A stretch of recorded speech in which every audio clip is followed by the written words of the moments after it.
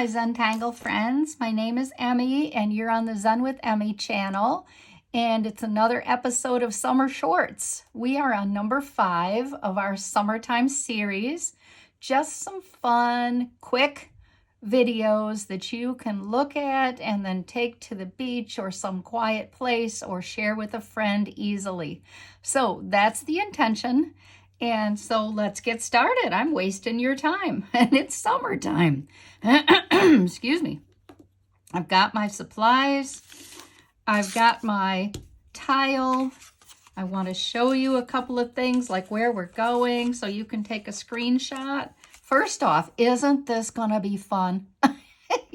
I just love it. And, you know, every time I teach a class, I become in love, enamored with the patterns that I do, and this is no exception. This is just a hoot, and there's so much variation to it. It's called Dark Busters. I have a screenshot for you to take if you have the capacity to do that. And so these are the different styles that I came up with. This part is tricky, so that's exactly why I wanted you to take this picture first. And then I've already made a layout of what I want to do with you. So this is my string. I'm actually going to use a little bigger tile today. This is 4x4 or 10 inches or 10 centimeters. So grab your pen, whatever you have handy is just fine. You don't have to have anything special for this job today. Most all Zentangles are meant to be like that, by the way. Okay, so I'm going to just start, and I'm going to leave this string and pencil, and I'm going to add, you can see I already added a few just to let you know where we're going, and you see I'm nestling this in here. So this is not going to be a total circle. So, and then I'm going to start with that funny little cutout that you make. The next thing I'm going to do is come back on it. That's the tricky part that I wanted you to think about. I like to sometimes leave a little bit of a hole, and that's for sparkle. And so you don't have to do that, but I like to do that. So then I'm going to come back at this, and I like to, again, start over here, tight in the corner, and back, tight in the corner, back, and again. And this is perfect for us with shaky handwriting because it does not matter or show. And if I don't feel like adding shading today, if you forget your blender stump or your pencil, or it isn't quite right for today, just make some little tick marks on each side, and that becomes your shading, and you don't need to add any more to it.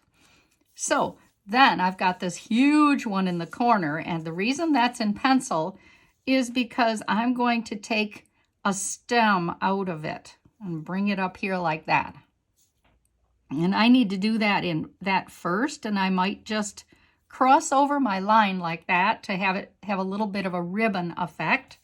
And then I'm going to go ahead and darken in what the pencil I did already. Overdraw is often what it's called.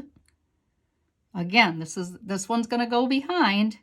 This is going to have quite a large, these look so perfect for this time of the year because to me they look like little cannonballs. Not that we know so much about cannonballs, but anyway. So bring that backwards, and now I'm going to darken around this, and maybe you'll decide you want sparkle on it, and maybe you won't. It's entirely up to you. The pen does what the pen wants to do, as you and I know well. And then I'm going to make some circles in here, some half circles rather. Like that. It has the illusion, though, of being a full circle, doesn't it? And then this time I'm going to leave a little bit of an opening as I go along, like this.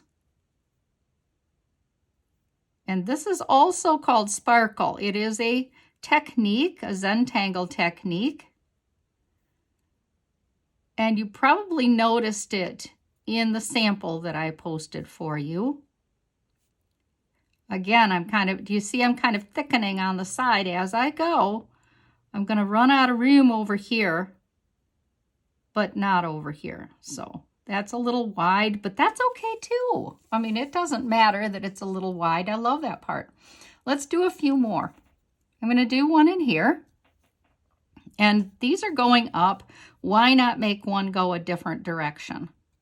Let's just have some fun here. And let your pen really do the wonky thing. Wouldn't your grandkids love this? Depends on their age, of course. You know, sometimes they'd say, Grandma, I hate this. And sometimes they want to be with you and do things with you. So this is maybe an additional chance for you to have some fun together. Now you see the pen wanted to go wide on this. I have a solution. So what I'm going to do is get my work in front of me so that my wrist is comfortable, and I'm going to add a few tick marks in these wider ones that I have. Like that. They make it so much fun. Darken along here.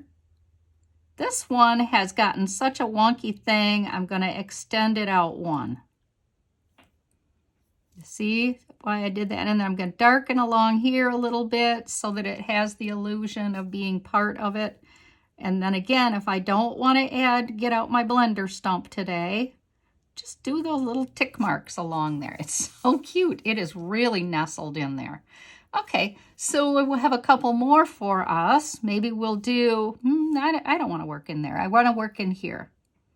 I'm going to have a little one and a large one together. So that overlap is going to occur here. And maybe these guys are looking up also. Like that. Put my little dark spot in here for my little dark busters. When I came across this pattern, I thought, this is such a fun pattern. I could not wait to do it with you.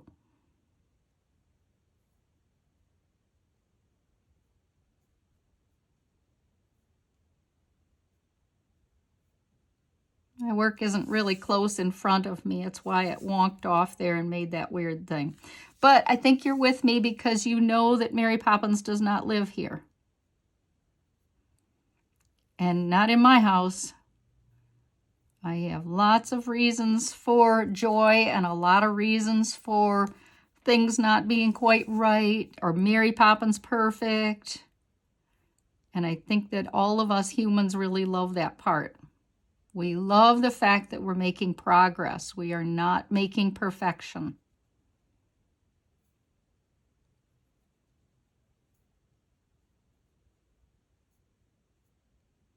Going behind, so I have to lift my pen there. I like the opportunity to make them all a little different because that gives your eye something to look at and enjoy. Aren't they cute so far? They're just a hoot. They make me howl and laugh, which is awesome, right? Okay, so I'm going to put in this back bit that they're all in here.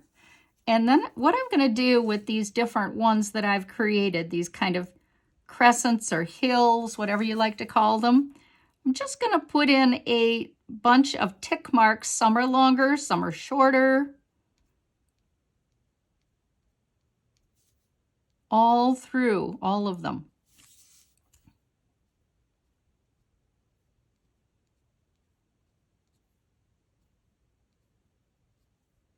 So I may speed this up so that the video is not too lengthy for you.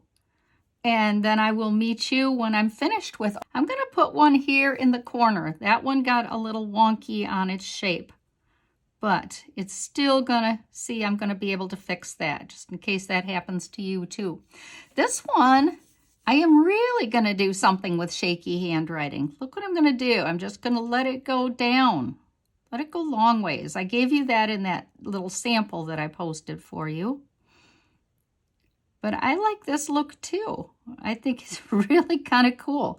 I don't know if this one just got away from the bunch or why it looks so different, but I think it's really cute. I'm going to darken along here a little bit so that it shows up more.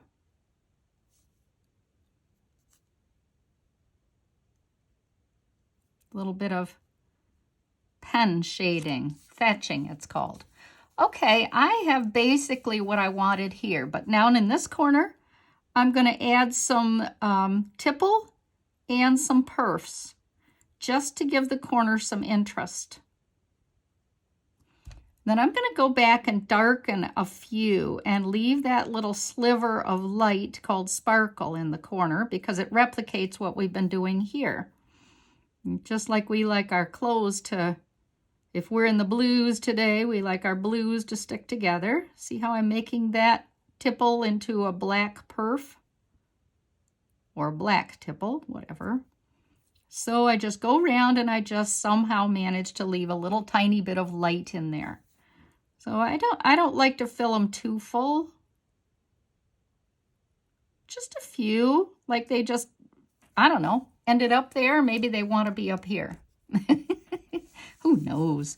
Okay, so I have one last bit of my landscape that I'm going to add in here now. Same procedure in our little landscape, fun little thing we're making. So I'm going to work on that a minute. So this one is going down, and it's quite a substantial one. So come back from your stem here, and then come around like that. And then I'm going to darken around it in this way.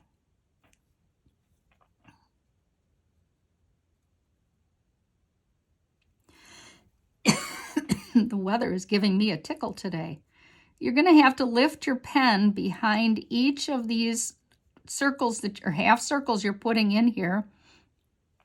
And it's very easy to straighten anything out. But that one literally goes behind. How cool is that? So you have so many fun choices here of ones you want to do. I really always like, I've got to get my work in front of me though. So I've got to, otherwise my pen will go really wonky. I'm going to add some tiny sparkles here and there all the way through as I'm making these half circles.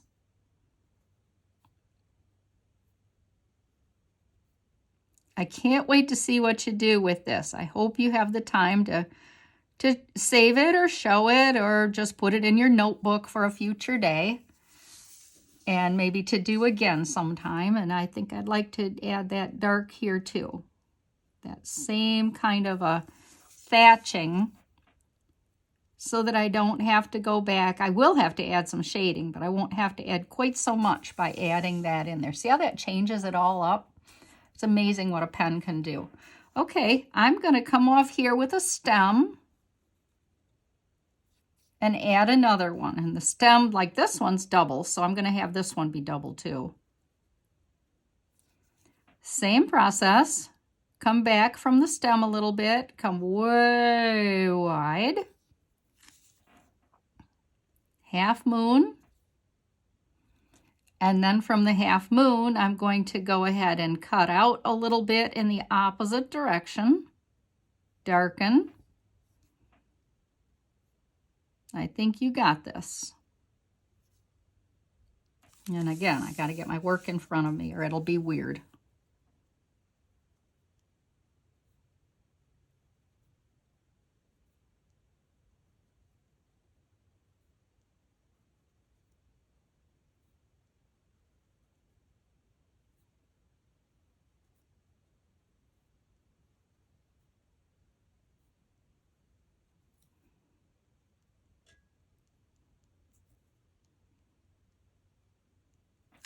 So easy to do and so easy to straighten out if you're not happy.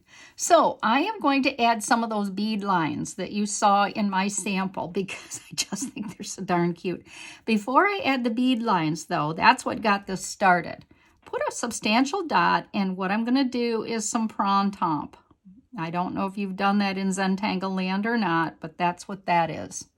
And I'm going to do lots of them around. And I like to work muscle memory here, which means I like to go one way some. I like to go some the other direction too.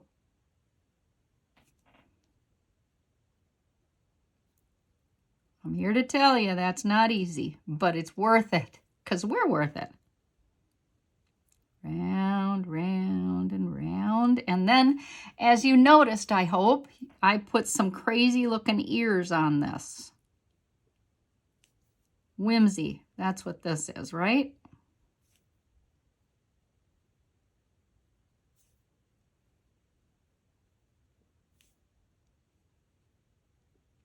I think all one direction is a little boring. So this one over here is going to go the other direction. He's going to go right out in the margin out here. I like that part too. Okay, so now what I want to do is get those bead lines. And if I want to do a bead line here, I have to lift my pen, go underneath, come out the other side. And maybe I'll have one coming from this direction too, or maybe he'll come from over here, who can say. Just kind of depends, like I've mentioned before, what the pen wants. That's the beauty of Zentangle. Bead lines are just this.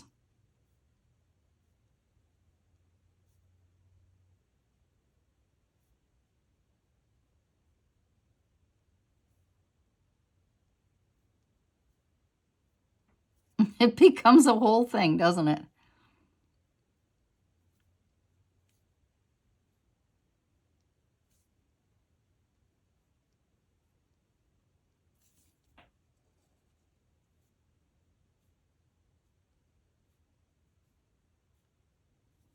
There.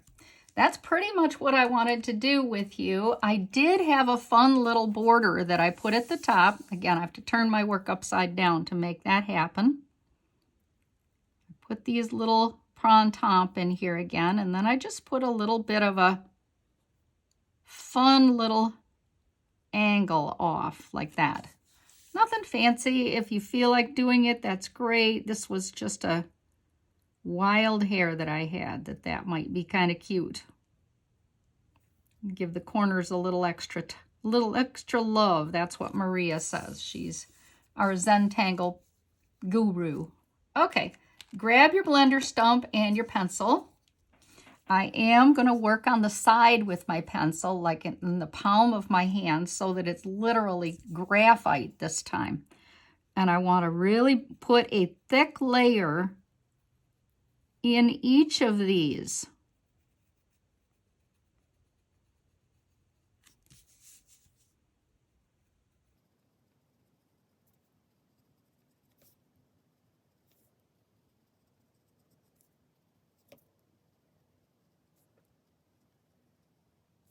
I like to do all of my graphite first, and then I go back and I get my blender stump out where I want it. And I wanted to show you something here. I am going to add a little bit of shade away from the stem. Like, see, it's away. There's a good portion of it that's not even touching. I'm going to do the same thing here. I'm going to add a little bit of shade. This one goes over that bead line. And then I really don't feel I have to add them onto any of those fun little dark busters. I'm going to grab my blender stump. I'm going to smudge this out, push it down so that it becomes dark and medium and fades into light. See how I've got that going on here? Now it kind of depends on the paper you're using, whether this is going to really work for you. But the idea is that you want to kind of get away from having a line, a dark gray line. You've got your black, your line, and then it fades into here. That's the hope anyway. That's what we're aiming for here with our shading.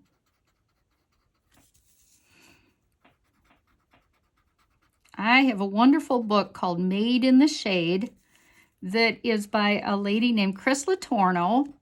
She is a CZT and extraordinary with teaching us how to shade. So if I can find it, I'm going to go ahead on Amazon. I'm going to go ahead and post it for you. It's not, I don't believe it's expensive. I know it's in paperback. And you might like to have it of your own copy. I lend out mine when in my classes a lot. People like it a lot. Anyway, just thoughts, no pressure. Please know that. I would never give you any pressure. So you see how I went around the edges? And I kind of think that this is too close here. I have this Tombow eraser, mono eraser. If you're doing the Prime thing on Amazon, it might be one of those on sale, who can say? But that way I can make sure that's light right here. And then I grab a paintbrush out of my stash, which is underused, and brush all the crumbs away. And it is time for a signature with your smallest pen, if you have one.